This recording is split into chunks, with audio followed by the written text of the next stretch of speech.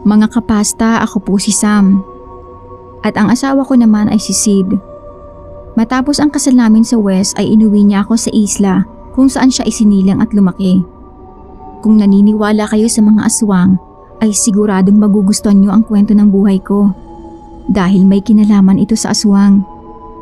Nang makarating kami sa isla, sinalubong kaagad kami ng mga kamag-anakan ni Sid. Sabik na sabik sila kasi ilang taon na palang hindi nakauwi ang asawa ko ron. Kaya naman nang makita nila ito ay hindi matapos-tapos ang pag-welcome nila. Ganoon din sa akin na akala mo nakakita sila ng artista kung pupugin nila ako. Medyo nailang lang ako nang may makita akong mangilan-ngilan na nakatitig lang sa akin. Parang masama pa nga yung pagkakatitig. Tinanong ko si Sid kung kamag-anak din ba nilang mga yon. Ang sabi niya, hindi siya sigurado kasi sa tagal nga ba naman ang hindi niya pag-uwi sa isla, ay hindi na niya kilala yung mga bagong sibol nilang kamag-anak. Huwag ko na lang daw pansinin. Baka ganun lang talaga tumingin ang mga yon na akala mo nang uuri o mga ngain ng tao.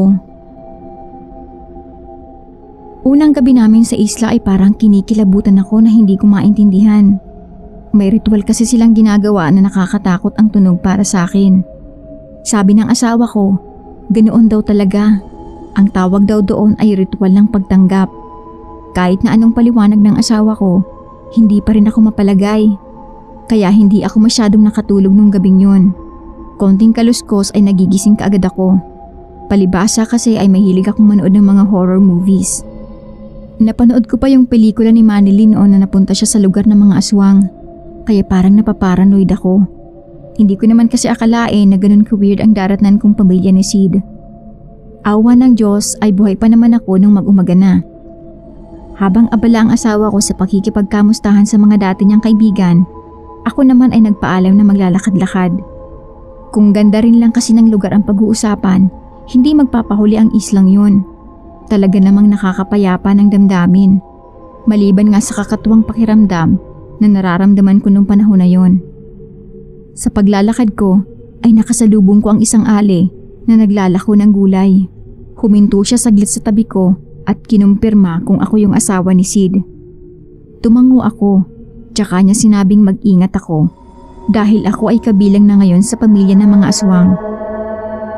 Napakunot ang noo ko. Tinanong ko pa siya kung prank lang ba yun. Sumeryoso siya ng tingin sa akin at sabi, makinig daw akong mabuti. Palagi raw akong maglagay ng asin o bawang sa bulsa ko nang sa gayon ay manatili akong ligtas. Huwag ko raw kalilimutan. Babala pa niya bago tuluyang naglakad papalayo sa akin. Sinabi ko sa asawa ko tungkol doon kasi nga hindi na ako mapakali. Sabi naman ni Sid, huwag daw ako nagpapaniwala sa mga chismis dahil kahit sa lugar na yon ay meron ding mga chismosa at mapanira ng kapwa. Kung aswang daw sila, sana ay kinain na nila ako. At dahil doon, kahit papano ay napanatag na ako.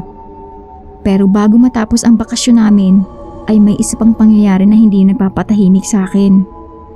Yun ay nung nilapitan ako ng mga pamangkin ni Sid na ang mga edad ay nasa 5 hanggang 10. Nakipagkwentuhan ako sa kanila. Bigla na lang nagsalita yung isang babae na edad 7. Anya, sabi raw ng kanilang nanang ay huwag akong pakikialaman. Sayang mukhang masarap pa naman daw ako. Sinasabi niya yon habang inaamoy-amoy ang buhok ko. Nabigla ako sa sinabi niya na narinig naman ng asawa ko. Huwag ko raw pansinin ang mga bata. Tapos inaya na niya ako sa loob. Mga kapasta, 1 linggo pa sana kaming mananatili roon. Pero inaya ko ng asawa ko. Gusto ko nakakang umuwi at hindi naman ito tumutol.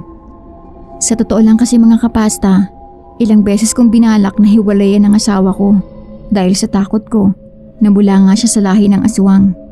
Pero mas nanaig sa akin yung pagmamahal ko sa kanya. Kaya hanggang ngayon ay nagsasama pa rin kaming dalawa.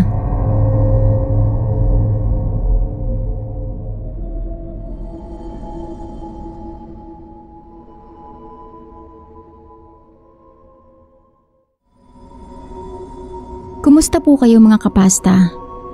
Ako si Vilma, tubong Mindoro pero 7 taon na akong naninirahan ngayon sa Pasig. Ang ibabahagi ko sa inyong kwento ay ang kwento sa likod ng pagmumulto ng isang teenager dito sa nalipatan naming bahay. Nung bagong lipat pa lang kami sa Pasig, nakaramdam kaagad ako ng kakaiba. Parang may mabigat na enerhiya, pero hindi ko na lang pinansin. Kasi sa tulad naming isang kahig isang tuka, wala naman kaming karapatan na maging maarte sa titirhan. Kahit may multo pa yan, basta yan ang kaya ng bulsa namin, papatusin namin. Yung mabigat na pakiramdam ko sa bahay ay sinarili ko na lang. Hindi ko na sinabi kahit kanino kasi ayoko namang takutin ang asawa at mga anak ko. Isa pa, hindi rin naman ako sure kung may ibig sabihin ba yung pakiramdam na yun. Pero makalipas ang ilang araw, hapon yun, kagagaling ko lang sa trabaho. Nauuna akong umuwi sa asawa ko kasi gabi pa siya. Nadatnan ko ang anak kong babae na si Mika, 6 years old, naglalaro sa kwarto nila. Tapos may kinakausap siya at binabanggit niya ang ate. Noong una, hindi ko yun pinansin dahil alam ko nga na naglalaro lang siya. Pero nung dumalas, na naririnig ko sa kanya ang pagtawag ng ate, gayong parehong lalaki ang kapatid niya, ay doon na ako kinabahan. Tinanong ko si Mika kung sino ba ang tinatawag niyang ate. Nagulat ako kasi pinangalanan niya. At ang sabi, yun daw ay si Ate Weng. Lagi raw siya nitong sinasamahan sa paglalaro. Ginapangan ako ng kilabot. Kaya dali-dali kong kinontak ang may-ari para alamin kung may kakilala ba itong Weng. Tanong din ang isinagot niya sa akin kung nangangambala raw ba ito. Sabi ko, sinasamahan ito sa paglalaro ang anak ko. Nakikita ito ng anak ko. Sinabi ng may-ari na pupuntahan niya raw ako para sabihin sa akin ang nalalaman niya tungkol kay Weng. Lalo akong natakot ng mga sandaling yon dahil kung ganun, totoong may Weng na tinatawag na ate ang anak ko. Yun marahil ang dahilan kung bakit may mabigat akong pakiramdam sa bahay. Kinabukasan nang dumating sa bahay ang may-ari, si Aling Dolor, Anya, si Weng o Rowena ay pamangkin niya. Namatay ito noong 1990 sa edad na 15. Napakabata pa nito para wakasan ang sariling buhay. Natigilan ako sa sinabi ni Aling Dolor. Inulit ko pa kung tama baka ako ang dinig ko na nagpakamatay ito. Tumango ito at ipinagpatuloy ang kwento. Mayroon daw best friend si Weng. Laging kasama sa school at sa iba pang lakad. Sa eskwelahan nagkakilala ang dalawa pagtungtong ng high school. Naging malapit sila na parang hindi mo mapaghihiwalay. Ang best friend na tinutukoy ni Aling Dolor ay pinangalanan niyang si Susie. Hindi nila akalain na si Susie ay may lihim na inggit kay Weng. Lihim daw nitong ipinagkalat na si Weng ay biktima ng pananamantala ng kanyang tiyuhin. Totoo naman daw na pinagtangkaan ng tiyuhin si Weng, ngunit wala raw katotohanan na ito ay napagsamantalahan kahit isang beses. Hindi na kayanan ni Weng ang kahihiyang yon sa murang edad, kaya siya mismo ang nagwakas ng buhay niya sa pamamagitan ng pag-inom ng panlinis ng alahas. Yung best friend ay inilayo ng mga magulang sa lugar na yon mula nang mangyari yon. Ang pinag-ugutan daw ng inggit nito ay dahil laging mas mataas ang marka ni Weng sa school at ito rin ang crush ng crush niya. Nalungkot ako sa kwentong yon na hindi ko lubos maisip na mangyayari sa totoong buhay. Kaya siguro hindi matahimik ang kaluluwa niya. Ayon pa kay Aling Dolor, ilang beses na nilang napadasalan at napabendisyonan ang bahay. Gayon din ang puntod ng pamangking si Weng. Subalit makalipas lang ang taon ay muling nagpapakita ang multo nito sa gustong pagpakitaan. Hindi ko alam kung anong gagawin ko kasi naawa ako sa multo ni Weng. Hindi naman nilagnat si Mika, hindi dinapuan ng karamdaman at wala ring masamang nangyari sa kanya. Parang masaya pa nga siya na may tinatawag na ate, kaya nanatili na lang akong nakikiramdam. Bilin ko lang kay Mika na kapag inaway gusto siyang isama ni Ate Weng ay huwag siyang sasama. Sa kabila ng pagpapakita ng multo ni Weng sa anak ko ay lumaki naman ito ng maayos at normal. Kaya hindi na namin pinakialaman ang multo ni Weng na nanatili sa bahay namin.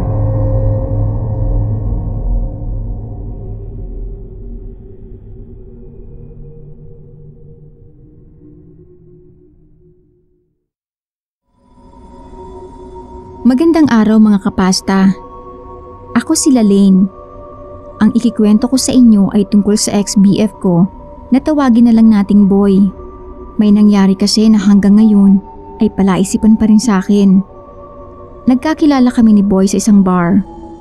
Broken ako noon kaya mag-isa akong nagpunta sa bar.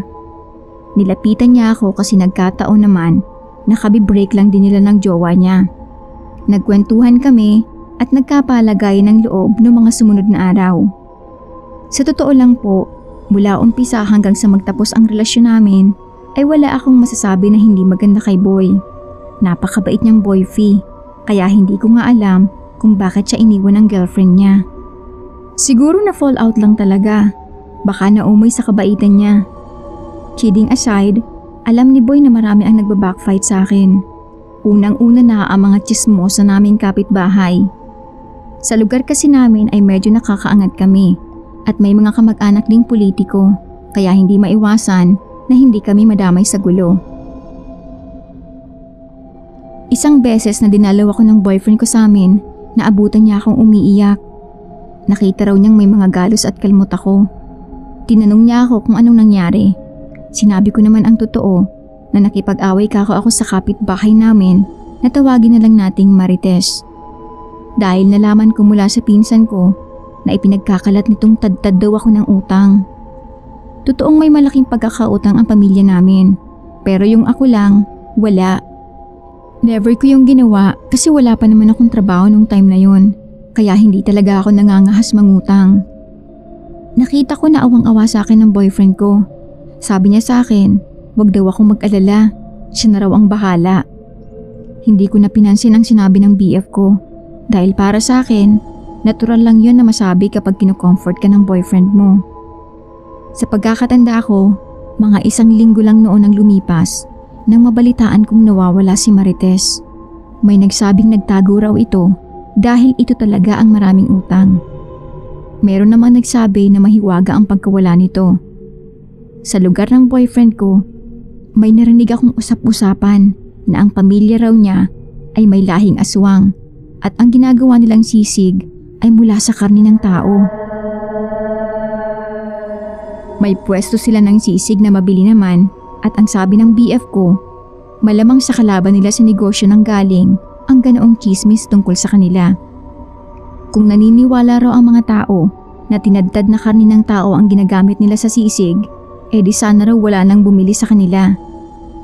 Naniwala naman ako. Hanggang isang araw na nakatambay ako sa tindahan nila, nauhaw ako. Tumayo ako at bubuksan sana ang fridge pero maaga pa akong pinigilan ng papa ni Boy. At ang sabi, wag daw akong nakikialam. Parang galit pa nga. Hindi pala parang, galit talaga kasi nakasimangot at pinaalis ako ron. Nagduda tuloy ako na may itinatago silang kung ano sa fridge o hindi pwedeng makita ni numan. Malakas talaga ang kutob ko na may mali. Kahit ang boyfriend ko ay hindi maipaliwanag sa akin kung ba't ganon ang inasal ng papa niya. Humingi na lang siya ng paumanhin. Sa gitna ng pagdududa ko na may kinalaman sila sa pagkawala ni Marites, ay hindi pa rin nga ito nakikita. Patuloy pa rin pinaghahanap ng mga kamag-anak niya si Marites. Nag-aalala rin ako kasi ayoko nang tumama ang hinala ko. Hanggang sa kasalukuyan ay hindi na nakita si Marites. Nawala na rin ako ng balita dahil lumipat na ang pamilya nito sa ibang lugar habang ang chismis ay patuloy pa rin pinag-uusapan ng palihim. Ito ay tungkol sa boyfriend ko at sa pamilya niya na sinasabing tumadtad kay Marites para gawing sisig dahil nga nakabangga ko ito. Hindi ko alam kung tatawanan ko ang chismis na yon o ko tatakutan. Wala naman silang nakuhang ebidensya magpahanggang ngayon na break na rin kami ni Boy.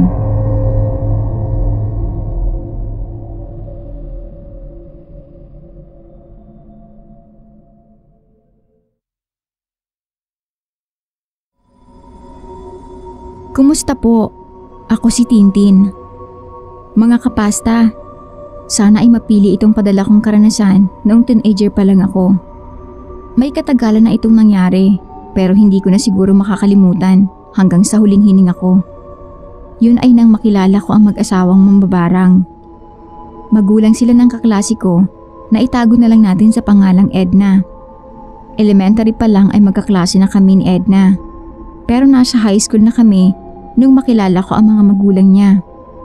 Nakilala ko sila nang samahan ko si Edna sa kanila dahil nakalimutan niya yung project niya sa science na kailangang ipasa noong araw na yon. Pagbungad pa lang namin sa pintuan nila ay napasimangot ng nanay at tatay ni Edna. Lumapit si Edna sa nanay niya at sinabi kung bakit kami nandun. Kahit pabulong ay dinig ko pa rin ang sinabi ng nanay ni Edna na alam naman daw nitong hindi siya pwedeng magsama ng kahit na sino ron. Ang tatay niya na nagsisibak ng kahoy ay inihinto ang ginagawa. Nilapitan ako at sinabing doon lang daw ako sa labas. Hintayin ko na lang daw doon si Edna. Sumunod naman ako. Habang naghihintay ako sa labas ay panay ang sulyap sa akin na mag-asawa. Parang nailang tuloy ako. Kaibigan ko si Edna pero sa ikalawang beses na nagpasama siya sa akin sa bahay nila ay tumanggi ako dahil nga masungit ang mga magulang niya. Pakiramdam ko kasi noon, totoo ang kumakalat na chismis na mga mambabarang sila kaya siguro ganun silang umasta. Pero sabi ni Edna, wala raw ang nanay at tatay niya ngayon dahil bumaba ang mga ito sa bayan para mamili. Kaya nakumbinsi niya akong samahan siya sa kanila para kunin ang ipapatahing tela na gagamitin namin sa graduation day. Noong nasa kanila na kami, kabado pa rin ako sa takot na abutan kami ron ng mga magulang niya. Medyo natatagalan kasi kami dahil ang telang kukunin ni Edna ay nawawala pa, hindi niya makita. Kaya tinulungan ko na siyang maghanap. Sinamaan ko siya sa loob ng silid nila. Bawat sulok ay chinek namin. May nakita akong baul. Wala iyong kandado kaya naman binuksan ko sa pagbabaka sakaling mga damit din ang laman yon at baka andun ang telang hinahanap namin. Ang lola ko kasi ginawang taguan ng gown ang baul niya. Subalit pagbukas ko ng baul na yon ay nagulat ako at napaatras nang makita ko ang mga boteng nakahanay sa loob. Bawat bote ay may lamang insekto na tila inaalagaan. Bukod doon ay may iba pang gamit na kasama na parang mga gamit naman sa pangungulam. Sumigaw agad si Edna na isara ko raw ang baul. Magagalit daw ang nanay at tatay niya. Isinara ko naman kaagad yon. Sinabi sa akin ni Edna ang sikreto ng kanilang pamilya. Pareho raw mambabarang ang kanyang mga magulang pero wag ko raw itong ipagkakalat dahil malalagot daw ako. Iyon daw ang dahilan kung bakit ayaw ng nanay at tatay niya na nagpapapunta ng kung sino-sino sa bahay nila kahit pa kaibigan niya. Kung ganon, totoo nga ang usap-usapan na naririnig ko tungkol sa kanila. Lalong nadagdagan ang takot ko nang sabay kaming mapalingon ni Edna sa labas. Parating na ang mga magulang niya. Dali-dali kaming lumabas ng silid.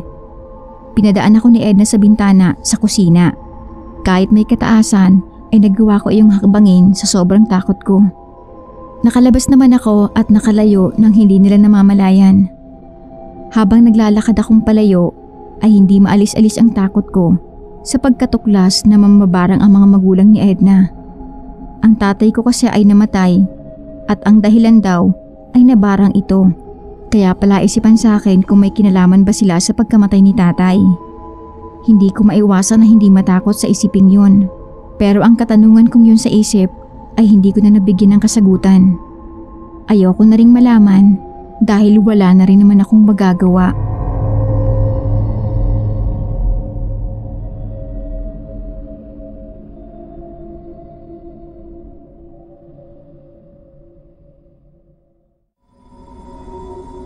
Ako si Mardy. Sana po mga kapasta ay magustuhan niyo ang kwentong isi-share ko sa inyo.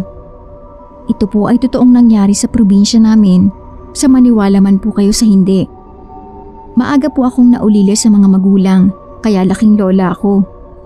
Sa liblib naming lugar ay kilala si lola bilang isang mangkukulam. Totoo po yan, may mga natatakot sa kanya, meron din namang hindi. Katunayan po ay marami nga ang lumalapit sa lola Juana ko para magpakulam, magpatanggal ng kulam o magpagamot. Tanggap naman siya ng mga taga ron. Hanggang sa dumating sa bayan si Aling Lusing. Hindi po niya yan tunay na pangalan. Ito pong si Aling Lusing ay may katabilan na agad ang dila kahit kabago-bago lang niya sa aming lugar. Marami na agad siyang nakilala at alam agad niya ang buhay ng bawat isa sa amin kasi palagi lang siyang nakatambay sa tindahan ng hipag niya. Ang hipag niya ang dahilan kung bakit sila napalipat sa lugar namin. Binenta raw kasi ni Aling Lusing ang bahay nila sa Maynila dahil kinailangan sa operasyon ng anak niya, kaya ngayon nakikituloy muna ito sa hipag niya. Hindi ko po alam kung bakit sa lahat ay paboritong topic ni Aling Lusing ang tungkol sa aming maglola. Nalaman niya kasi na mangkukulam ang lola ko. Malas daw ito sa isang baryo at kung ano-ano pa ang masasakit na salita ang ibinabato sa amin sa tuwing may makakatsikahan siya. Tila walang pinagkatandaan itong si Aling Lusing. Matanda lamang sa kanya ng 10 taon ang lola ko. 70 na si lola at 60 naman siya. Isang certified na mosang nga si Aling Lusing. Walang kaduda-duda dahil nakalkal pa niya pati ang dating buhay namin mula sa kung sino-sinong tao. Binalaan siya ng mga kapitbahay na mag-ingat sa amin dahil baka raw hindi magustuhan ng lola Juana ko ang katabilan ng dila niya. Baka raw kulamin siya. Tinawanan lang iyon ni Aling Lusing at wika niya, naniniwala naman daw siya sa kulam pero naniniwala rin siya na hindi siya tatabla nito dahil madasalin daw siyang tao at hindi pumapalya sa pagsisimba. Isa pa, wala naman daw siyang sinasabing mali kundi mga katotohanan lang tungkol sa aming maglola. Hindi ko alam mga kapasta kung bakit may mga taong tulad ni Aling Lusing na sadya yatang ipinanganak lang para makialam at manira ng buhay ng iba. Noong gabing yon, sinabi sa akin ng lola ko na marami na raw pala ang naiinis sa bagong salta sa lugar namin na si Aling Lusing. Mukhang dapat niya itong turuan ng leksyon. Hindi ako kumibo kasi hindi ko talaga alam kung anong sasabihin ko sa lola ko. Kung pipigilan ko ba siya o hahayaan sa iniisip niya. Alam ko na may balak na siya kay Aling Lusing. 1 buwan pa ang nakalipas bago may nangyaring hindi maganda kay Aling Lusing. Sabi ng hipag niya na may-ari ng tindahan, nagkadiperensya raw ito sa dila. Parang umurong daw kaya hindi makapagsalita. Pinatingnan na nila sa doktor at nagpa-second opinion pa.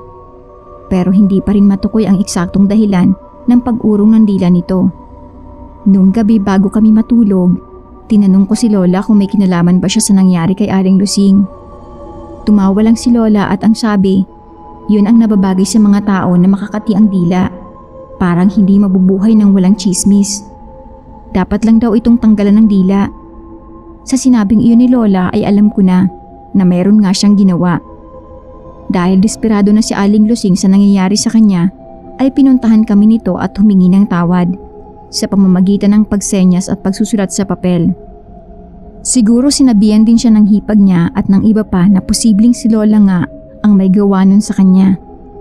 Wala namang albularyo o kapwa mangkukulam sa aming lugar ang tutulong sa kanya para kalabanin si lola dahil kilala nila ang lola ko. Alam nilang patas ito sa nakararami kahit ito ay isang mangkukulam. Ilang araw pa bago nagbalik sa dati ang dila ni Aling Lusing.